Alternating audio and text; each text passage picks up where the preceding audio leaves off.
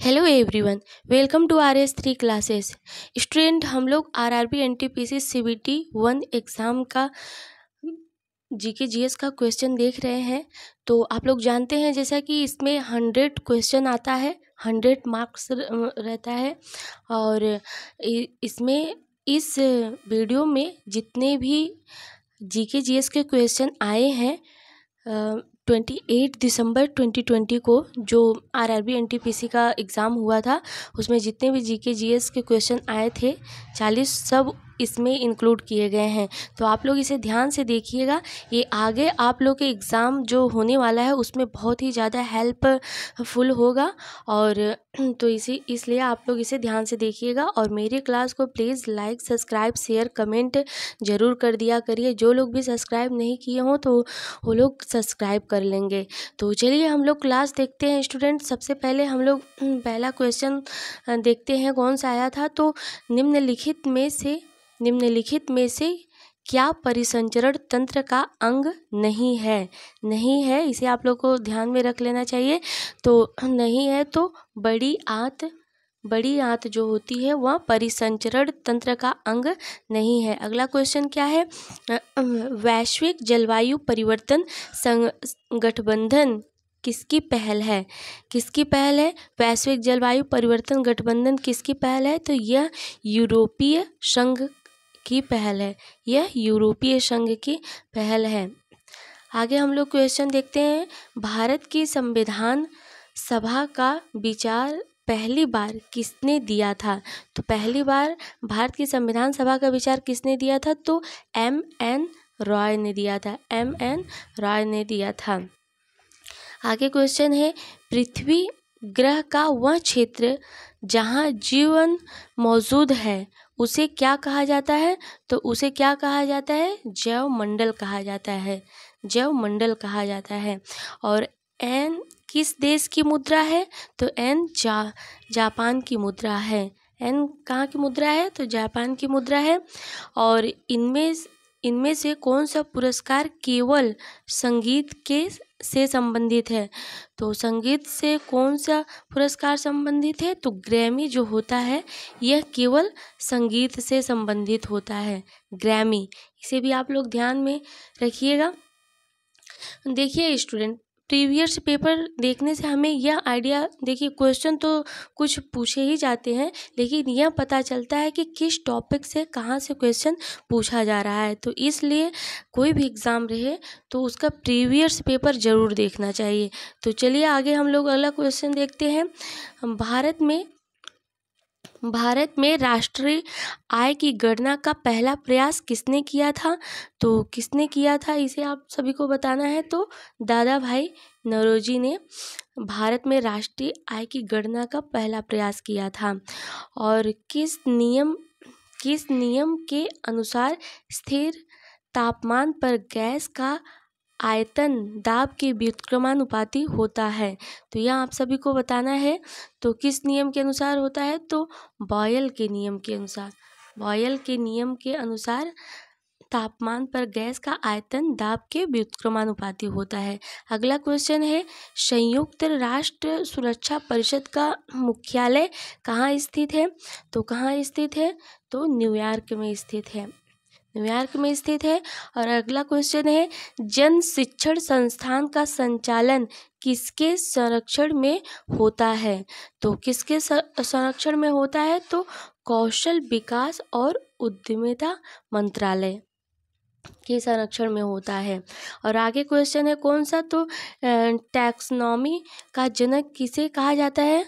तो किसे कहा जाता है टैक्सोनॉमी का जनक? तो कार्ल लीनियस को कहा जाता है, टैक्सोनॉमी का जनक कहा जाता है। अगला प्रश्न है, इनमें से कौन प्रसिद्ध संतूर वादक है? तो कौन प्रसिद्ध संतूर वादक है इनमें से? तो शिव कुमार वर्मा प्रसिद्ध संतूर वादक हैं।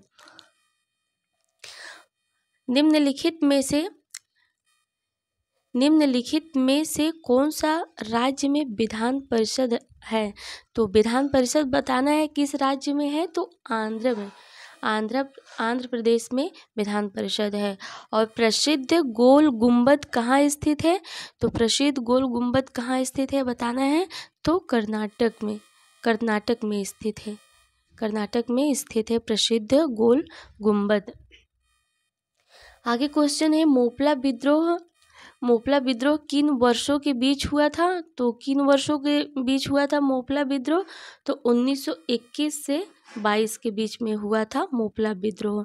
और 2020 में निम्न में से किस फिल्म को सर्वश्रेष्ठ फिल्म वर्ग में फिल्म फेयर पुरस्कार मिला था?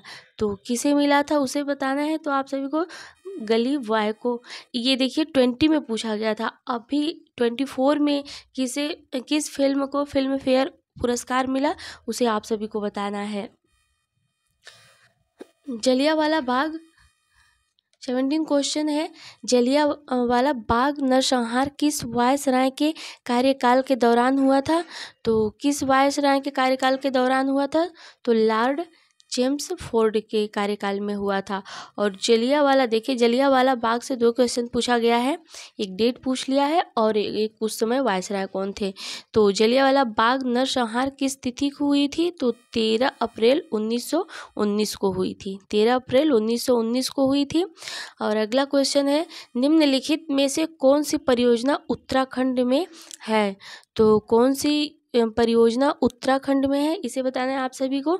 तो टिहरी हाइड्रो पावर कॉम्प्लेक्स, यह परियोजना कहाँ पर है? तो उत्तराखंड में है। और आगे क्वेश्चन है सापेक्षता का सिद्धांत किससे संबंधित है? तो सापेक्षता का सिद्धांत लगभग सभी लोग जानते होंगे, तो अल्बर्ट आइंस्टीन से संबंधित है सापेक्षता का सिद्धांत। और आगे क्वेश्चन है नेट नेशनल प्रोडक्ट क्या है? तो नेट नेशनल प्रोडक्ट आप सभी को बताना है। तो NNP बराबर GNP यानी डिप्रेसिएशन मूल्यह्रास, यह मतलब होता है नेट नेशनल प्रोडक्ट। आगे क्वेश्चन हम लोग देखते हैं भाभा परमाणु अनुसंधान केंद्र कहाँ स्थित है? तो भाभा परमाणु अनुसंधान केंद्र कहाँ स्थित है ये बताना है। तो यह मुंबई में स्थित है, मुंबई में स्थित है। आगे क्वेश्चन है कंप्यूटर की भौतिक मेमोरी से संग्रहित परिणाम निकालने की प्रक्रिया को कहा जाता है। तो क्या कहा जाता है? तो निर्गत प्रक्रिया कहा जाता है, निर्गत प्रक्रिया। और किसने ईस्ट इंडिया कंपनी के खिलाफ प्लासी का युद्ध लड़ा था? तो किसने लड़ा था? सिराजुद्दौला ने लड़ा था। और सूर्य की चमकती हुई सात को जाना जाता है, यानी सूर्य की चमकती हुई सात को जाना जाता है। तो सूर्य का बाह्य प्रभा मंडल जाना जाता है। और अगला क्वेश्चन है जो तिरंगा झंडा स्टुटगार्ट में मैडम कामा ने फहराया था उसे चोरी छिपे ब्रिटिश भारत में लाया था। तो किसने लाया था यह बताना है आप सभी को। तो इंदुलाल याग्निक ने लाया था वह झंडा। आगे क्वेश्चन हम लोग देखते हैं कौन से राष्ट्र ने 5 बार कॉमनवेल्थ गेम्स की मेजबानी की? तो कौन से राष्ट्र ने किया है तो इसे बताना है आप सभी को। तो ऑस्ट्रेलिया ने। और निम्नलिखित में से कौन एक कंप्यूटर की सहायक स्मृति का भाग नहीं है? तो नहीं है बताना है आप सभी को। तो पीरोम जो होता है यह कंप्यूटर की स्मृति का भाग नहीं होता है पीरोम, और बाकी सब फ्लॉपी, मैग्नेटिक टैप्स और CD रोम यह सब होता है। आगे क्वेश्चन देखते हैं भारत का 29 क्वेश्चन है भारत का प्रथम संचार उपग्रह है। तो भारत का प्रथम संचार उपग्रह क्या था यह बताना है। तो एप्पल भारत का प्रथम संचार उपग्रह है। और आगे क्वेश्चन है निम्नलिखित में से कौन एक अदिश राशि है? तो कौन सा एक अदिश राशि है? तो द्रव्यमान एक अदिश राशि है। और 49वीं समानांतर के बीच सीमा रेखा है। तो किसके किसके बीच यह 49वीं समांतर रेखा है तो यूएसए और कनाडा के बीच, यूएसए और कनाडा के बीच है। और आगे क्वेश्चन है, निम्नलिखित में से कौन सा रंग उर्वरक क्रांति से संबंधित है? तो कौन सा रंग उर्वरक क्रांति से संबंधित है? तो भूरा रंग, भूरा रंग उर्वरक क्रांति से संबंधित है। आगे क्वेश्चन है 33 क्वेश्चन, साहित्य अकादमी का मुख्यालय कहाँ स्थित है? तो कहाँ स्थित है साहित्य अकादमी का मुख्यालय? तो नई दिल्ली में स्थित है, नई दिल्ली में स्थित है। और भारत सरकार ने 34 क्वेश्चन देखिएगा, भारत सरकार ने इंद्रधनुष फ्रेमवर्क कार्यक्रम की शुरुआत किस लिए की थी? तो किस लिए की थी यह बताना है आप सभी को। तो इसलिए किया गया था कि सार्वजनिक क्षेत्र के बैंकों का पुनरुद्धार करने के लिए, सार्वजनिक क्षेत्र के बैंकों का पुनरुद्धार करने के लिए किया गया था इंद्रधनुष फ्रेमवर्क कार्यक्रम की शुरुआत। और आगे क्वेश्चन है, लाइकेन एक ऐसा जीव है जो चेतावनी देता है। तो किस लिए चेतावनी देता है लाइकेन? तो वायु प्रदूषण के लिए, वायु प्रदूषण होता है तो लाइकेन चेतावनी देता है। आगे क्वेश्चन है, भारत के संविधान में निम्नलिखित में से कौन से संविधान संशोधन में नागरिकों के मौलिक कर्तव्यों को शामिल किया गया है? तो किस संविधान संशोधन में मौलिक कर्तव्यों को शामिल किया गया था? तो 42 यानी 42वें संविधान संशोधन अधिनियम में किया गया था। और आगे क्वेश्चन है, सेब से संबंधित रोग को के रूप में जाना जाता है। तो सेब से संबंधित कौन सा रोग होता है सेब में? तो ये बताना है आप लोगों को। तो फायर ब्लाइट होता है, फायर ब्लाइट होता है। और सूचना तकनीकी 38 क्वेश्चन है, सूचना तकनीकी के क्षेत्र में NIU का पूर्ण रूप क्या है? तो आप सभी को पूरा इसका फुल फॉर्म बताना है। तो क्या है इसका पूरा फुल फॉर्म? तो है network interface, network interface unit, network interface unit है इसका पूरा नाम। और 39 क्वेश्चन है, 2020 में आर्थिक विज्ञान के लिए निम्न में से किसने नोबेल पुरस्कार प्राप्त किया था? तो किसने 2020 में नोबेल पुरस्कार प्राप्त किया था? तो ये बताना है आप सभी को। तो रॉबर्ट वी विल्सन ने प्राप्त किया था। और भारत का प्रथम परमाणु पावर स्टेशन कब स्थापित किया? तो यह बताना है। तो 1969 में भारत का प्रथम परमाणु पावर स्टेशन स्थापित किया गया 1969 में। तो ये पूरे 14 क्वेश्चन थे स्टूडेंट, जो RRB NTPC CBT 1 एग्ज़ाम में जो द्वितीय पाली में हुआ था 28 दिसंबर 2020 को, आप लोग देख लीजिएगा।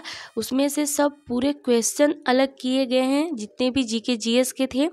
तो आप लोग इसे ध्यान से देख लीजिएगा 1 से 2 बार। और मेरे क्लास को लाइक, सब्सक्राइब, शेयर, कमेंट ज़रूर करिएगा। ऐसे ही हेल्पफुल वीडियो पाने के लिए आप लोग बेल आइकन को ज़रूर प्रेस करिएगा। Thank you.